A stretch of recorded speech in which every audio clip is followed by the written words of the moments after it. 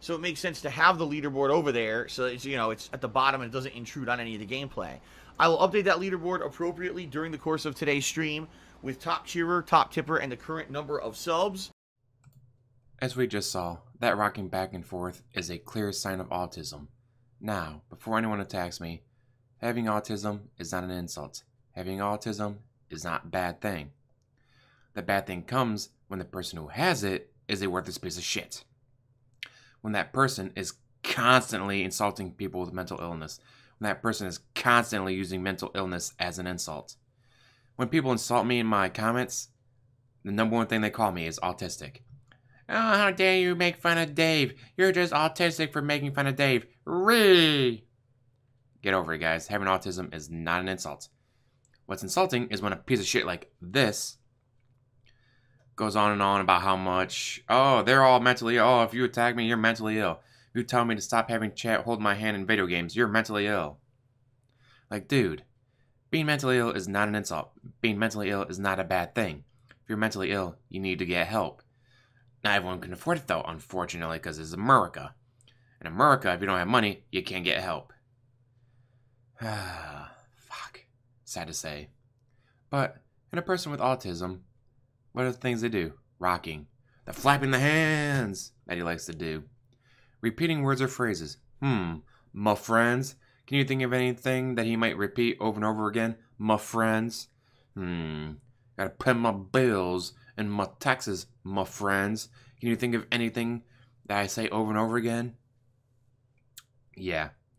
Rubbing the skin or scratching. Rubbing or stroking particular types of objects. Pulling hair. He's always pulling at his beard, which is why he has those skin patches on his beard.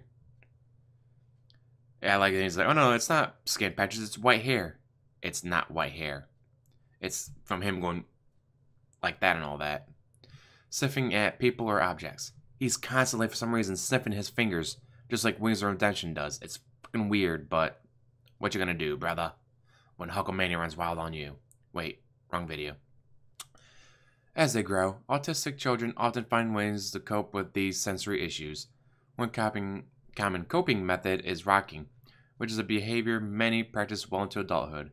This behavior can provide calming vestibular input and may allow the autistic person to focus on interacting with his or her environment.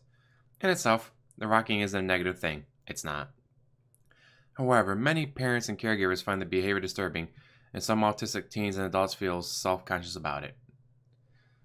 That's why he won't do it when he's on camera. He only does it when he thinks no one's seeing him. And again, it's like with, like when Republicans are, we must kill the gays, death to the gays, nuke San Francisco to wipe out the gays. Oh, it turns out I'm gay. There's nothing wrong with being gay. It's not insulting to be gay, unless you campaign on a platform of running up and exterminating all the gays. Then you have an issue. Or the Pound Me Too movement of, oh, rape is bad. Oh, our leader is a pedophile who rapes little boys? But she has a vagina, so it's okay. No, it's not. So the fact that he's autistic isn't the insult. It's the way he treats everyone else who might have even the slightest sign of mental illness. Or, if he doesn't like you, mental illness is an insult. Like, growing up, a lot of people use the word gay or FAG as an insult. Because to them, being gay is insult. It's a bad thing, even though it's not. For DSP, oh, I don't like you. I'm going to say you're mentally ill, because I know being mentally ill is a bad thing. Wait a minute. Just like being gay, being mentally ill is not a bad thing. It's just something that exists. This video is going to be super short, I know, but just goddamn DSP. I don't know there's anything he could say or do to make him not a piece of shit. Oh, what was it? It's today, September 11th, 9/11/2001. Where were you? I was in sophomore year, third period, math class, intercom. Now, hey, teachers, turn on the TVs. You do. You see whatever tower smoking, and like, okay, pilot gotten drunk and hit a building. I mean, that sucks, holy hell, but why is there such a... Oh, shit, that's not drunk pilots. Oh, shit, we're under attack. Like when you realize, like, oh, shit, that wasn't just a drunk pilot or a pilot had a heart attack and couldn't control the plane. Like, when you realize, like, oh shit, we're under attack, that's a, holy hell, that's a moment. My mom didn't know. My mom was outside painting the garage all day. So she picks me up. I was in a wheelchair at the time, and none of the buses were wheelchair accessible after my car accident. So my mom picks me up, and I'm freaking out about it. And she's like, oh yeah, 93 bombs. Like, no, Mom. Today, planes, building, fell. She didn't blame me till we got home. It's like, Mom, turn on any channel. It's the only thing on TV right now. She's like, oh, okay. So whenever anything happens, I make sure to call her because she probably won't know. Like when Columbia exploded on the reentry. My mom's like, oh yeah, in 86, the Challenger. No. Not 86. Today, Columbia, reentry, explosion. Or that power outage, like, wiped out half the power in the country. She's like, oh yeah, the lights flickered on and off for a couple seconds, but it's like, no, Mom, this is like half the country's without power. So I always make sure to call her whenever something major happens, because she probably won't know, because she's not big on watching TV. She's, reading books and playing games on her tablet and playing with the meow meows and all that when she's not working. Now, the reason I bring this up is because DSP response... Oh, shit, I should have had this saved up. Oh, wait, I can fix this in edit. Ha! I got editing program, so I can just fix it. Not much you can really say about it. True. I was out of school when it happened, so I never knew how it was handled. You should have been in college. I was a sophomore in high school, and you were 4 years... Let's see. Carry 1 divided by 0. Yeah, 4 years older than me. You should have been in college. Like, why weren't you in college? Seriously. Like, he should have been in college at this point, right? Getting his financial degree or business degree, whatever degree he was getting. So what does he mean by he wasn't in school, so he doesn't know how it was handled? He should have been in college. It just makes me wonder, like, people have seen, like, he's shown the degree before, so we know he has one. So what the hell is he talking about he wasn't in school at the time? He should have been in college. This is more of that goldfish memory. Anyways, again, autism is not an insult. It's not bad to be autistic. It's just something that people have.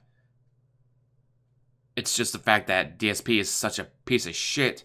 The way he insults everyone, people use it against him because he's just that big a piece of shit. I don't care about 9/11. There's nothing to say about it. Like, there's a lot. Alright, technically, there's a lot to say about it if you wanted to. He just doesn't want to because it's not about more bills and more taxes. So, where were you? What was the defining moment for you watching this? Again, for me, it was going, alright, drunk pilot, hit a building. Like, holy shit, that sucks, but why is it such a... See the second one hit, like, oh shit, we're under attack. Like, just the way just your whole mind changes of going from, okay, no, this sucks. I mean, God, this sucks for all the people who were killed. And then all of a sudden it's like, oh shit, this is way bigger than just one pilot, one plane, one building. Like, what the fuck's going on? What the hell's going on, people? God. Man. So yeah. What was your memory of this if you were even alive then? Were you in school? Were you at work? Were you at home because you weren't old enough to be in school yet?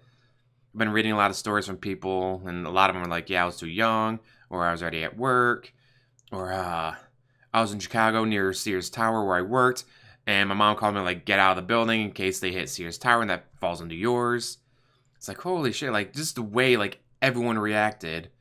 And of course, you get all the stories from after, like, a couple hours later of the traffic not just leaving New York, but going to New York as thousands, not tens of thousands, hundreds of thousands of people went to New York to help, to dig through the rubble, to try to find survivors, to try to do anything they could to help. Like, hearing those kind of stories is like just how the way the nation came together, even if it was only for a day or two, of just tens of thousands, hundreds of thousands of people moving to one destination just so they could help, just so they could try to find survivors, help those who are already injured, bring in food, bring in clothes, bring in water, just doing everything they could to help the survivors. Like, there's a lot of stories that come from 9/11, and I'd like to hear yours. So as always, guys, like, subscribe, comment down below, and have a wonderful day.